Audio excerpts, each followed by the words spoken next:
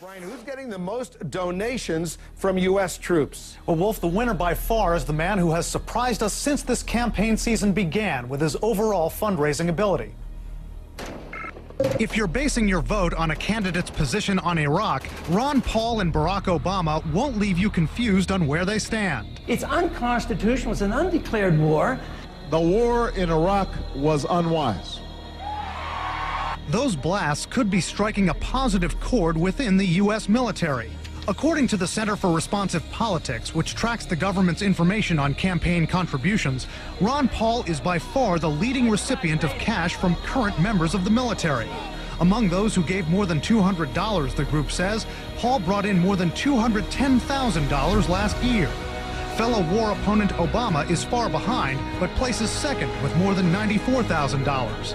John McCain and Hillary Clinton are an even more distant third and fourth. For the military to be making such a bold statement, at least among the group that is contributing, does say something about their feelings about the candidates and about the war. Little less than 1 year from today, you will go into the voting booth and you will select the next president of the United States of America.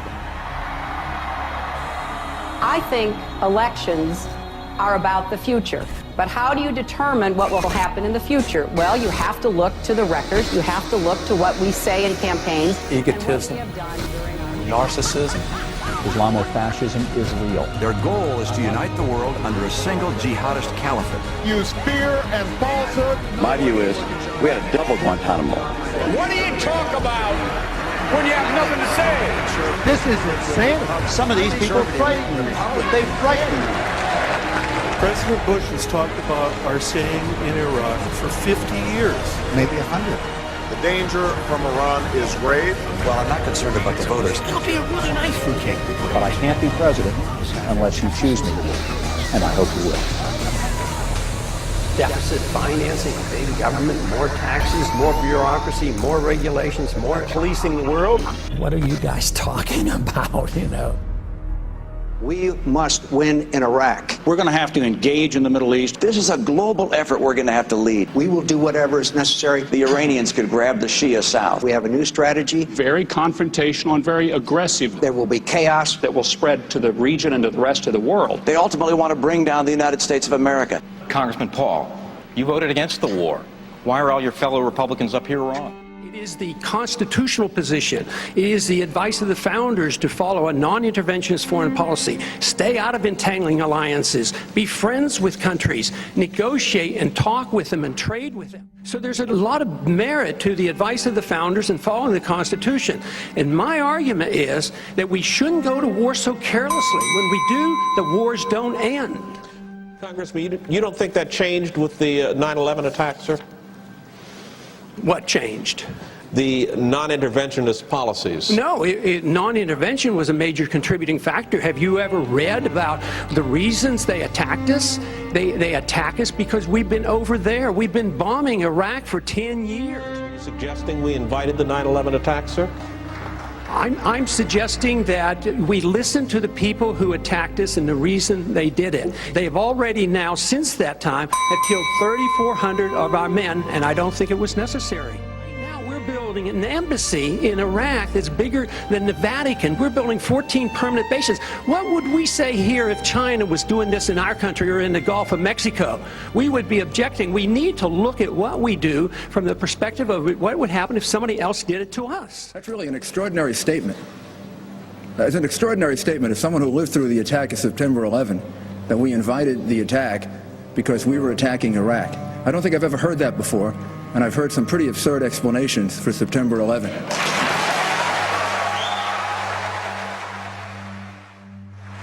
I would ask the congressman to withdraw that comment and tell us that he didn't really mean that.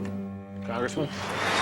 I believe very sincerely that the CIA is correct when they teach and talk about blowback.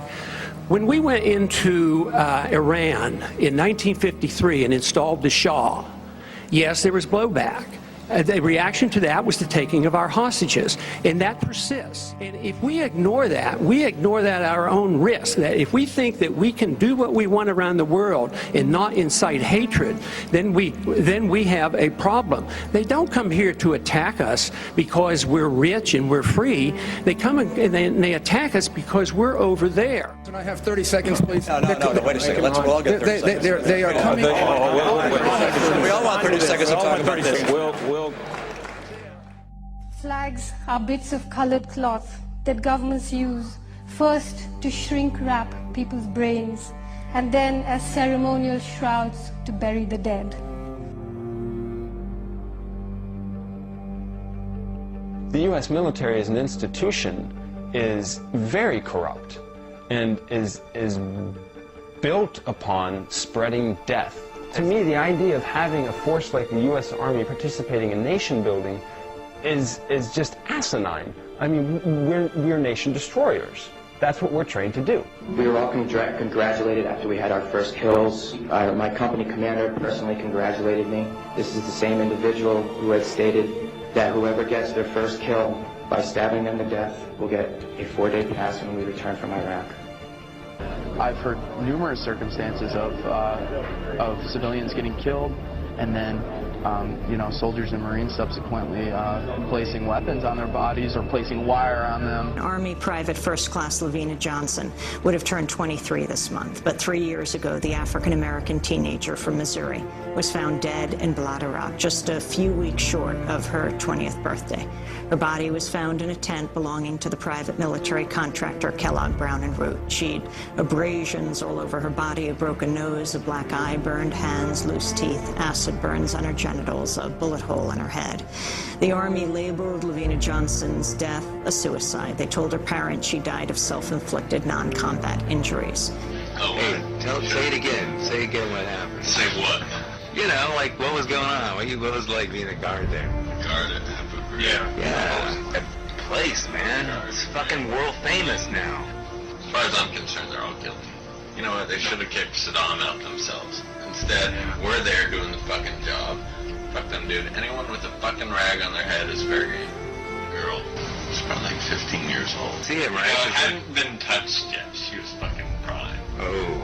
So, guys, he started pimping around for $50 a shot. I think at the end of the day, you know, he made like $500 before she hung herself. Really? 4 soldiers walked through the trees and approached this house.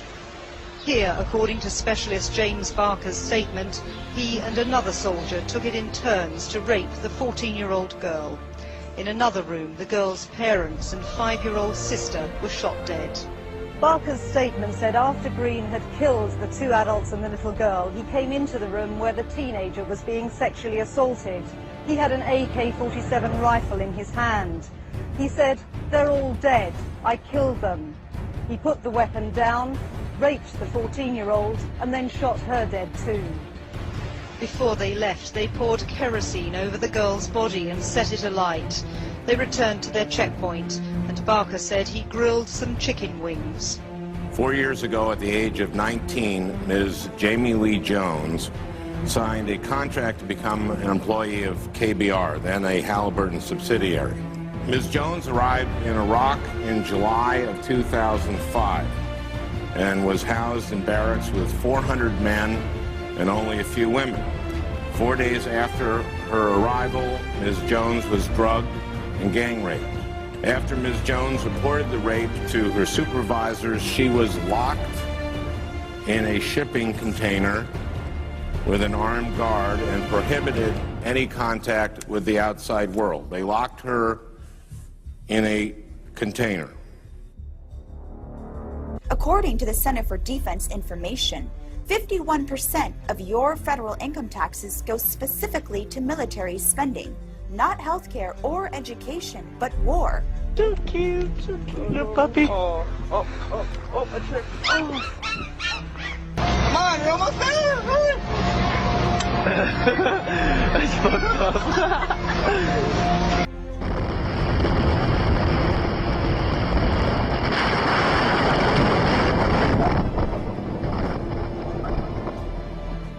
Why Why was her child one of an increasing number born with deformities since the war, like this?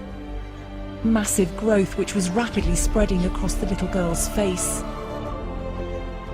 Case after case of differing deformities without any real explanation, except their parents' suspicions that the deformities were caused by chemicals such as white phosphorus used by the Americans during the war. We have an obligation to every last victim of this illegal aggression because all of this carnage has been done in our name.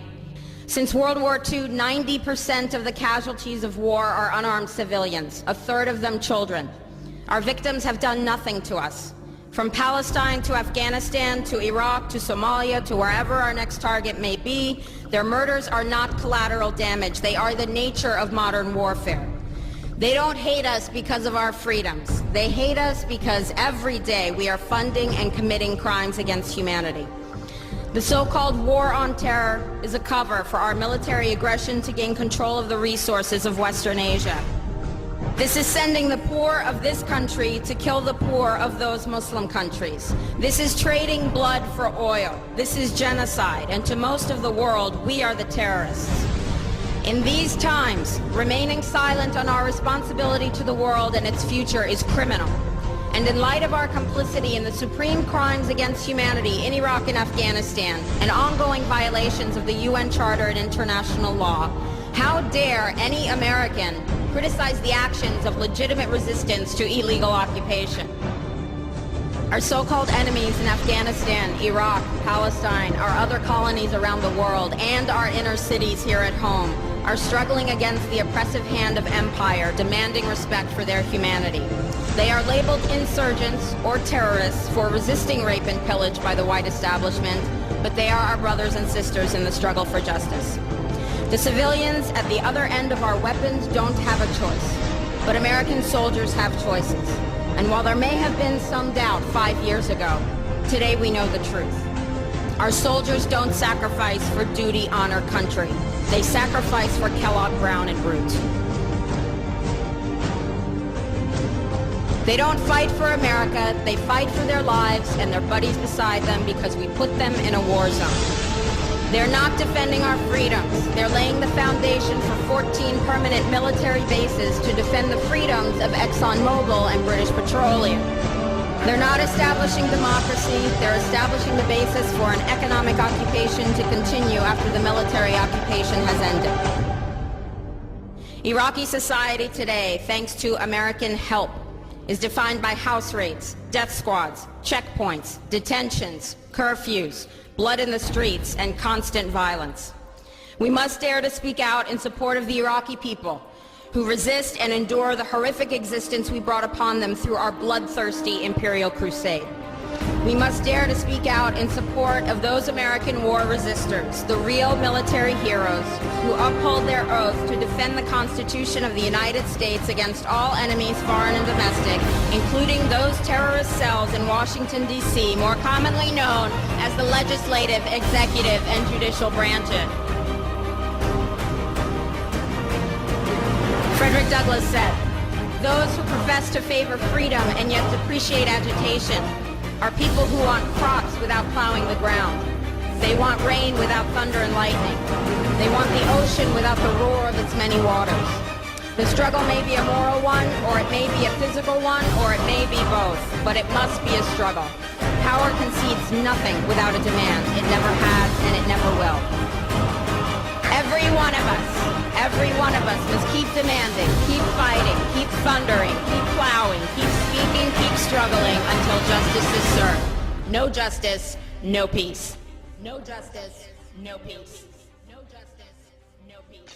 NBC News in depth tonight. Back to the front. The number of U.S. soldiers who've had their Iraq military service involuntarily extended under the so-called stop-loss policy is at its highest since the start of the war.